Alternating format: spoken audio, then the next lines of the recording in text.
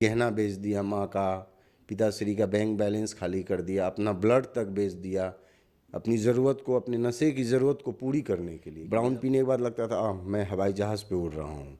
और दारू जब पीता था लगता था साइकिल पे चल रहा हूँ, मज़ा नहीं आ रहा हूँ। जैसे मैं ठीक हुआ हूँ वैसे मैं दूसरे को भी ठीक करने का सोचा हूँ। मैं एडिक्ट भाई जो नशेड़ी हैं, जो नशा कर रहे हैं, अभी एक्टिव यूजिंग में हैं, मैं उनसे अनुरोध करता हूँ एक बार मौका दीजिए। मैं अपनी तरह से पूर्ण तरीके से कोशिश करूंगा कि मैं आपको इस दलदल से आज़ाद कर सकूं। बिहार में आज के युवा वर्ग जो हैं नशे के कारण अपने कैरियर को, अपने जिंदगी को खराब करने में लगे हैं।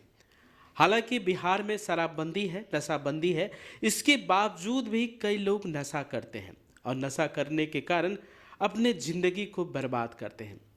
आज हम आपको ऐसी शख्सियत से रूबरू कराएंगे जिन्होंने नशे के कारण अपनी जिंदगी को लगभग खराब ही कर दी थी। अपने माँ बाप की दौलत जो आप मेहनत करके कमाए थे वो भी गंवा दिए थे, लेकिन बाद में उनको पता चला कि नशे में कुछ नहीं रखा।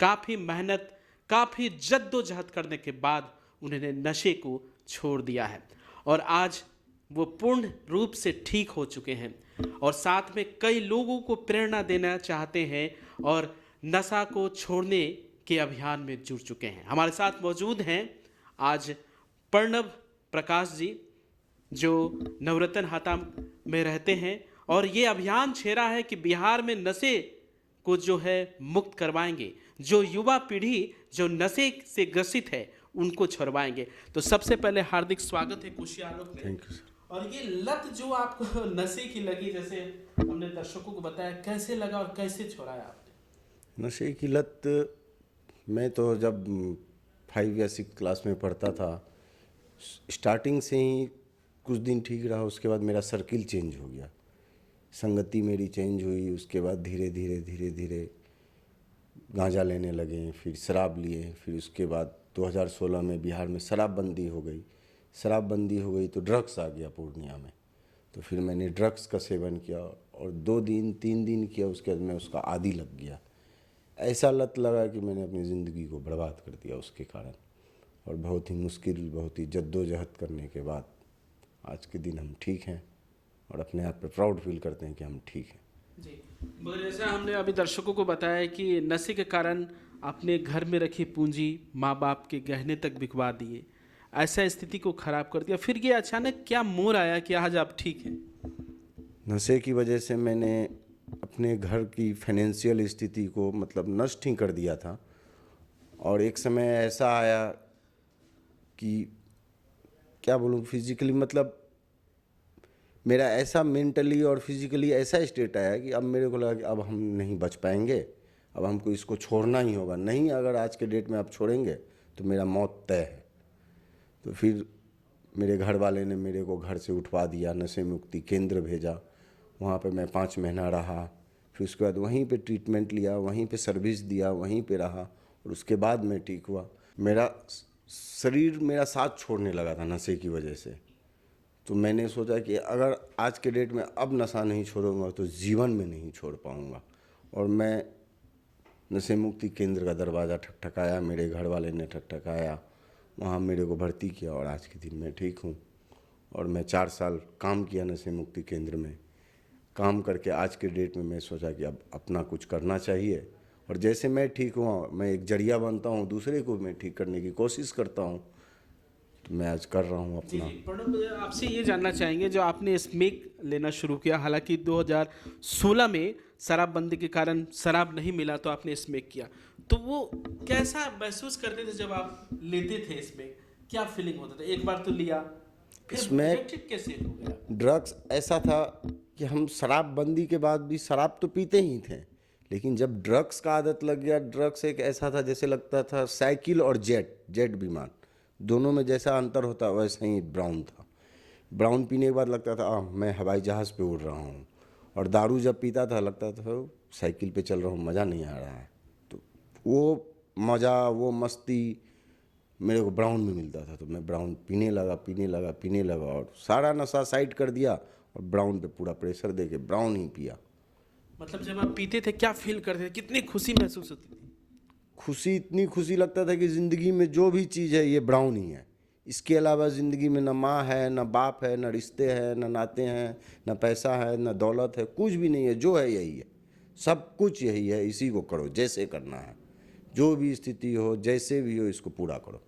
और उसके लिए मैंने अपना फैमिली का हर गहना बेच दिया, माँ का, पिताश्री का बैंक बैलेंस खाली कर दिया, अपना ब्लड तक बेच दिया, अपनी ज़रूरत को, अपने नशे की ज़रूरत को पूरी करने के लिए कि मेरा वो ज़रूरत। अपने खून को भी बेचकर उन्होंने ड्रग्स लिया, यानी स्मेक लेकर नशे करते थे, इतनी लत थी। अब ये जानते हैं कि नशा कैसे छूटा। ये बहुत बड़ी बात होती है कि नशा आपने कैसे छोड़ा, क्या टर्निंग पॉइंट आया आपकी जिंदगी नशा, देखिए, नशा छोड़ने के लिए सबसे पहले ज़रूरी है हमारे खुद के अंदर भी इच्छा होनी चाहिए। खुद के अंदर भी इच्छा होनी चाहिए कि हमको इस चीज़ को छोड़ना है। हम एक जरिया हैं, एक वाया मीडिएटर हैं। जैसे हमने नशा मुक्ति केंद्र गया, मेरे पिताश्री ने मेरे को भर्ती किया। नशा मुक्ति केंद्र एक जरिया था मेरे को सही रास्ते पे पहुंचाने के लिए। तो उस नशे मुक्ति केंद्र में अगर मैं नहीं जाता तो मेरे को ज़िंदगी की अहमियत पता नहीं चलती, चीज़ों का अहमियत पता नहीं चलता। जो खाने को मैं फेंक रहा हूँ उसका अहमियत हमको पता नहीं चलता, जो पैसे को मैं बर्बाद कर रहा हूँ उसका अहमियत पता नहीं चलता, माँ बाप का क्या है वो पता नहीं चलता, रिश्ते नाते क्या हैं वो हमको जीवन में पता नहीं चल पाता। और नशा मुक्ति केंद्र के थ्रू हमको हर चीज़ों की अहमियत पता चली कि ज़िंदगी में जो चीज़ हम कर रहे हैं वो कुछ नहीं है। हमको जो है, मेरा घर वाला, हमको हर चीज़ का, खाने को जो खाना मैं फेंक रहा हूँ उसकी अहमियत मेरे को पता चली।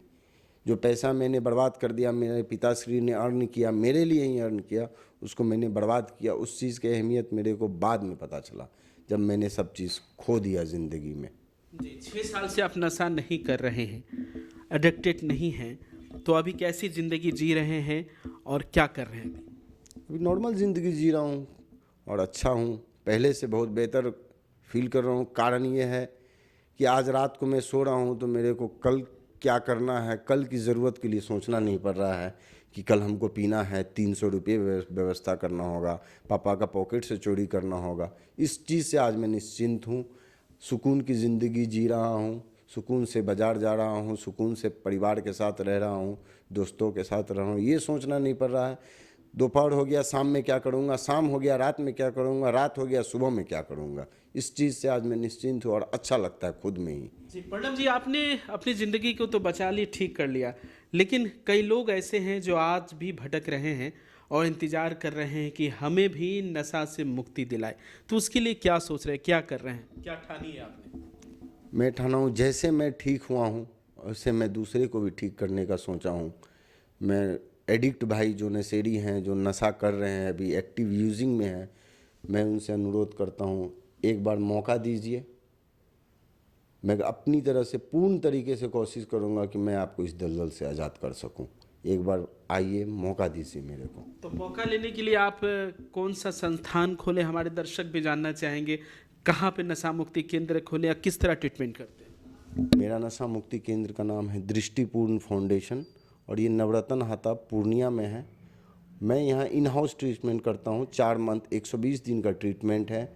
उसमें मैं उसका डिटॉक्सिफिकेशन, योगा, मेडिटेशन, काउंसलिंग सारा चीज़ करता हूँ, उससे उसको ठीक करने की कोशिश करता हूँ। मतलब 4 महीने में नशा से मुक्ति दिलाते हैं जिस इंसान ने नशा कर रखा है। जी, 120 दिन का ट्रीटमेंट है। दावा करते हैं?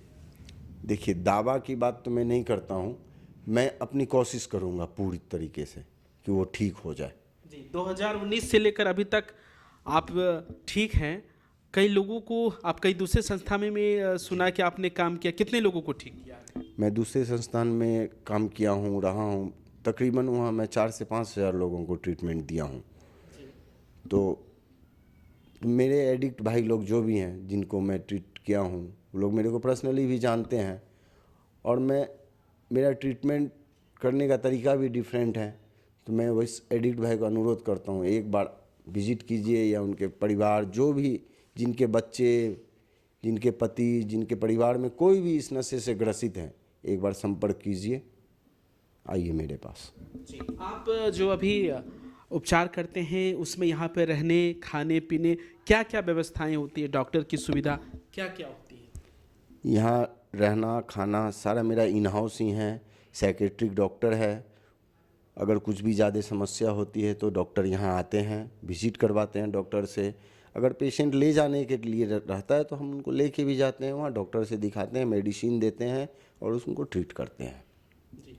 तो क्या कहेंगे जो अभिभावक देख रहे हैं जो काफ़ी परेशान हैं अपने बच्चों को लेकर, जो नशा करते हैं, अपनी ज़िंदगी अपने कैरियर को समाप्त कर दिए, तो क्या कहेंगे?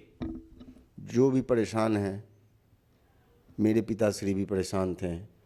और आज के जैसे ये बिहार जो है ना, ये उड़ता पंजाब नहीं, अब ये उड़ता बिहार हो चुका है।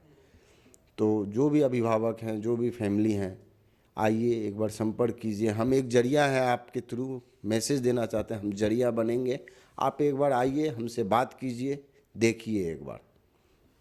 तो ये थे प्रणव प्रकाश, जो दृष्टिपूर्ण फाउंडेशन के निदेशक थे, जो तमाम जानकारी दे रहे थे आपको किस तरह उनमें नशे की लत थी और कैसे छुड़ाया, और छुड़ाने के बाद अब ये ठान लिए हैं कि युवाओं को नशा मुक्ति दिलाना है, ठीक करना है। और इन्होंने कहा कि 4 महीने में ये लगभग दावा कर रहे हैं कि ठीक करके हम घर भेजेंगे। जो भी अभिभावक देख रहे हैं, हम उनसे गुजारिश करेंगे कि आप ज़रूर यहाँ पर आए और अपने बच्चे का ट्रीटमेंट करा के ठीक करवा के घर जाएं। फिलहाल बने रहिए खबरों के लिए, देखते रहिए कोशी आलोक न्यूज।